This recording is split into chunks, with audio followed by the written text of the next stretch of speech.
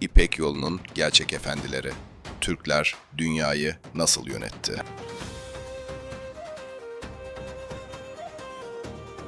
Bir zamanlar dünyanın kaderini savaş meydanları değil, ticaret yolları belirliyordu. Bir hükümdarın hazinesini dolduran altın, bir ordunun gücünü artıran demir, sarayları süsleyen ipek, şehirleri zenginleştiren baharat. Hepsi tek bir damar boyunca akıyordu. İşte o damarın adı İpek yoluydu.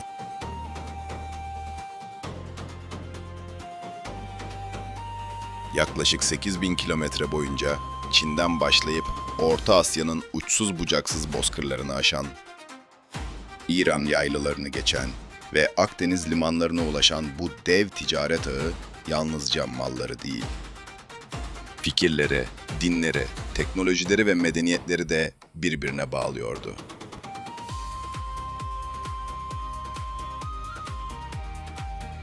Fakat çoğu zaman gözden kaçan çok önemli bir gerçek vardı. Bu yolun en kritik bölümü Türklerin yaşadığı bozkırlardan geçiyordu. Ve o bozkırları kontrol eden devlet yalnızca bir bölgeyi değil, Doğu ile Batı arasındaki ticaretin kaderini de belirliyordu.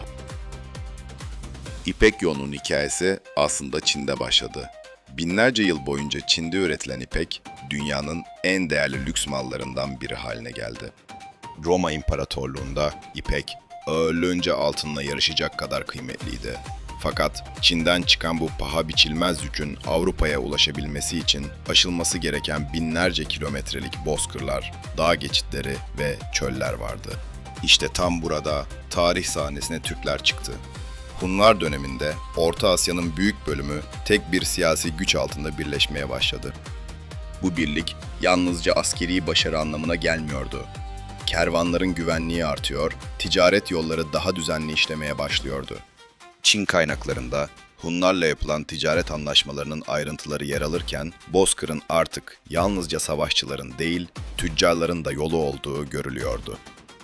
Ancak İpek yolu üzerindeki gerçek dönüm noktası Göktürk Kağanlığı ile yaşandı. İstemi Kağan döneminde Göktürkler, Orta Asya'nın en önemli ticaret yollarını kontrol altına aldı. Doğu ile Batı arasında uzanan kervan yolları artık büyük ölçüde Göktürk hakimiyetindeydi. İstemi Kağan yalnızca Bozkır'ın hükümdarı değildi. Bizans İmparatorluğu ile doğrudan diplomatik ilişkiler kurarak İpek yolu ticaretinin yönünü değiştirecek tarihi bir adım attı. Amaç açıktı. Sasani İmparatorluğu'nun İpek yolu üzerindeki tekelini kırmak ve Çin ipeğini Orta Asya üzerinden doğrudan Bizans'a ulaştırmaktı. Nitekim Bizans tarihçisi Menandros Protektor, Göktürk elçisi Maniak'ın İstanbul'a gelişini ayrıntılarıyla kaydeder. Bu ziyaret, dünya ticaret tarihinin en önemli diplomatik adımlarından biri olarak kabul edilir. Göktürklerin sağladığı güven ortamı sayesinde İpek yolu, yüzyıllar boyunca yalnızca malların değil, bilginin, kültürün ve teknolojinin de en büyük taşıyıcısı haline geldi. Türk devletleri yalnızca yolları korumuyordu. Köprüler, geçitler, konaklama merkezleri ve güvenlik sistemiyle ticaretin kesintisiz devam etmesini sağlıyordu. Üstelik bu düzen yalnızca Göktürklerle sınırlı kalmadı. Uygurlar, Karahanlılar ve daha sonra Selçuklular da İpek yolunun güvenliğini sağlayarak bu mirası devam ettirdi. Bugün arkeolojik bulgular, Çin yıllıkları, Bizans kayıtları ve Orta Asya yazıtları aynı gerçeğe işaret ediyor. İpek yolunun en uzun ve en kritik bölümü yüzyıllar boyunca Türk devletlerinin hakimiyetinde kaldı. Bu yüzden Türkler yalnızca büyük savaşların değil, dünya ticaret tarihinin de en önemli aktörlerinden biri oldu. Bugün geriye dönüp tarihe baktığımızda İpek yolunun yalnızca bir ticaret yolu olmadığını açıkça görebiliyoruz. O, kıtaları birbirine bağlayan bir medeniyet köprüsüydü ve bu köprünün en güçlü koruyucuları yüzyıllar boyunca Türk devletleri oldu. Belki de bu yüzden İpek yolunun tarihini anlamak yalnızca ticaretin değil, Türklerin dünya tarihindeki gerçek yerini de anlamaktır. Geçmişinizin de Türk tarihinin bilinmeyen sayfalarını birlikte keşfetmeye devam edeceğiz. Bir sonraki yolculukta görüşmek üzere.